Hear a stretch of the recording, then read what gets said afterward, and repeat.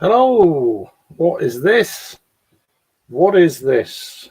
It's, yeah, I know, a beer review. What is that? It's a bit weird, isn't it? Anywho, yeah, I wanted to get back into trying to review again after, I think it's been about 8 months since I've actually done any beer reviews at all. Well, as in, at home. I done one a couple of weeks ago, but that's, anyway. So this feels like more an environment where I'm a bit more comfortable doing a beer review anyway. I've been wanting to review this beer for a few weeks. It's one of my favourite breweries, and it's a collaboration with my actual local. So I thought I would go ahead and do the review. Yeah, so here it is. As the name suggests down below, Jetpug. It's a West Coast Pale Ale coming in at 5.6% ABV. I've had this in can and I've had it on cask a few times. And yeah, I'm not going to spoil it, but yeah. What else have we got in this? So it goes off the spiel of what the brewery's about, etc. It's the top of every can at the back. It's on their website, etc. And then it goes into our friends from the Royston joined us to collaborate on this delicious, piney and fruity West Coast Pale Ale. We use super fresh Simcoe on the hot side before dry hopping with Simcoe Cryo and Idaho 7. And it goes into a bit of tasting notes, which, it won't, pretty obvious kind of things really. Expect a beer that is bright and crisp, with a clean bitter finish, and then it just says serving your favourite glass straight from the fridge. But it's been out of the fridge for a little while. Sometimes I like the Westies to be not quite fridge temperature. Otherwise, because I don't really want to lose out on any kind of flavours especially when it comes to a review. So yeah, the pug that you can see there, which is pretty cool. So the Royston, and here's actually, funny enough, a beer mat from my local bar. So they're right across social media, as you can see. But that's one of their kind of that's their main logo, really. There you go. It's pretty cool. Pretty an eccentric looking pug. So yeah. So anyway, let's stop the waffling and crack on with it then. Cheers, Mr. Kitchen Sessions. How you doing? Hope you've had a good week.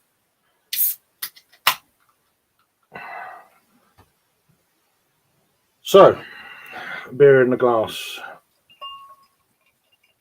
Let's go around that way so you can see it a bit better.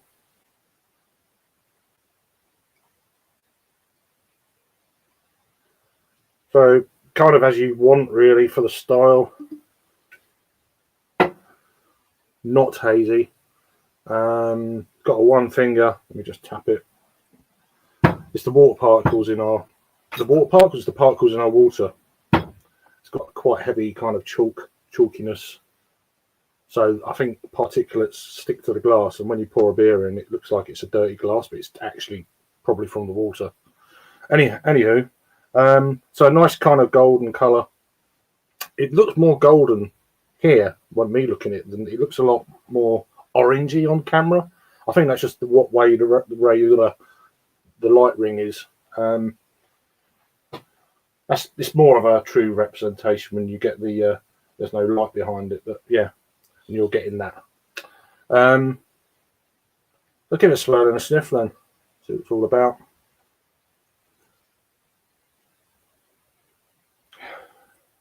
So really, the first thing I'll pick up, it's very kind of floral.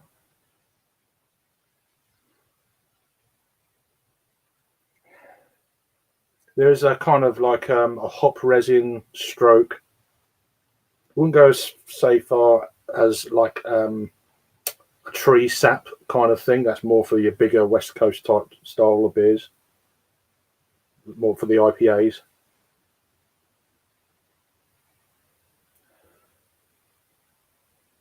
There's a touch of pine needles. There's a little bit of that kind of thing going on.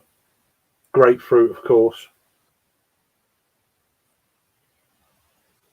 I'm glad I left it 15-20 minutes before I cracked it. It's good. It's given me a lot more in the way of aroma than it would have done straight out of the fridge. It's still chilled, but yeah, it smells really good. You have to remember, it is a pale ale. It's not going to be in your face, bosh, massive IBUs or anything like that. It's going to be a lot more subtle, a lot more kind of, if you're getting into West Coast kind of pale ales, IPAs, something like this would be probably around the kind of ballpark. I mean, it's 5.6% ABV.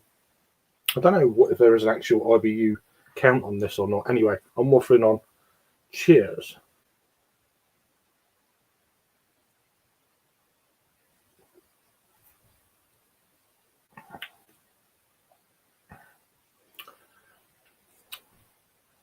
It's got a nice kind of sweet orange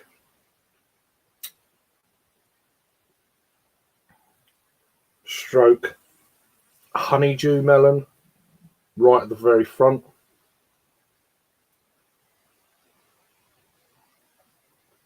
There's none of that, because I've had some kind of like West Coast type beers, and they've been a little bit,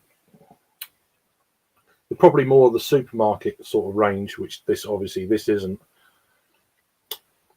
And I don't think Elusive have ever been a supermarket either, which I'm pretty happy with, to be honest with you. I find them kind of supermarket beers, not all of them, but some of them can be a little bit kind of confectionery, candied kind of sweetness to it right at the beginning of the the flavour, which is okay. But I prefer to let the actual hops, not any kind of extract or anything like that, do the talking. This is really nice. This is easy drinking for the ABV. Body wise,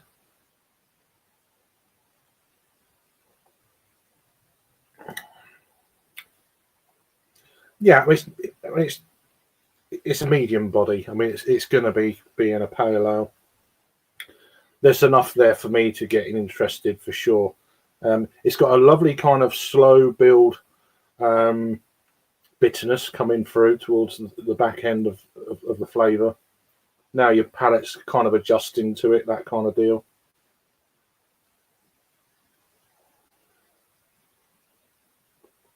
It's a tasty beer.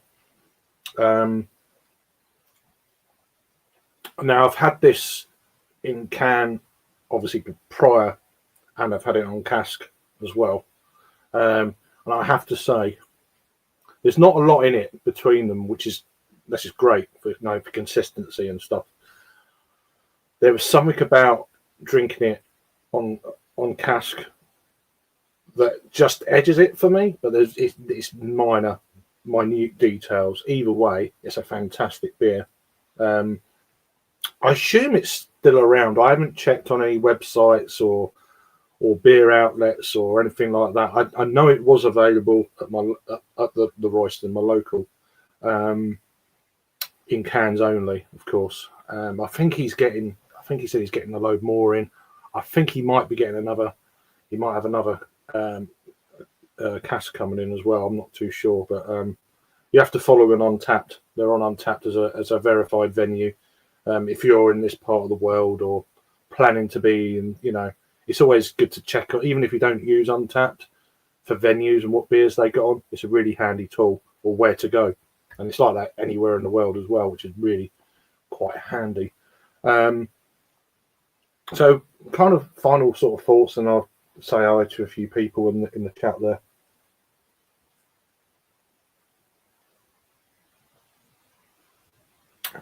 I mean, I'm drinking it reasonable sort of pace.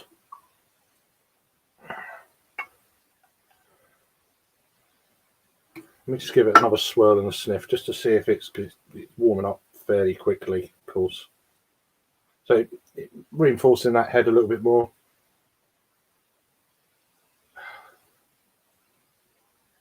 Yeah, I'm getting this kind of a slight apricot note now. It's funny how beers can change with temperature. It always amazes me, really. A bit like looking in a log fire. It just, it's kind of memorising. Or looking up at the sky at night. It's just I get that with beer aromas and how things change and shit like that. Just geek, really. Yeah, a little bit more of that kind of apricot kind of thing going on. There's more of a kind of like a fresh flower meadow kind of thing coming through. I don't know if it's like buttercup or it's honeydew melon. Can't quite work out in my head what that is. I can smell it. You can smell it. You expect a bumblebee to come past or something stupid like that. It's got that kind of sort of feel to it. Right, one more taste. We'll say hi in the comments.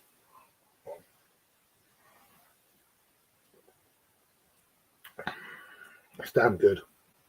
It's very good. I mean, Elusive Brewing are known for their West Coast type beers, black IPAs, things that a lot of other breweries don't really do, but they stick to them.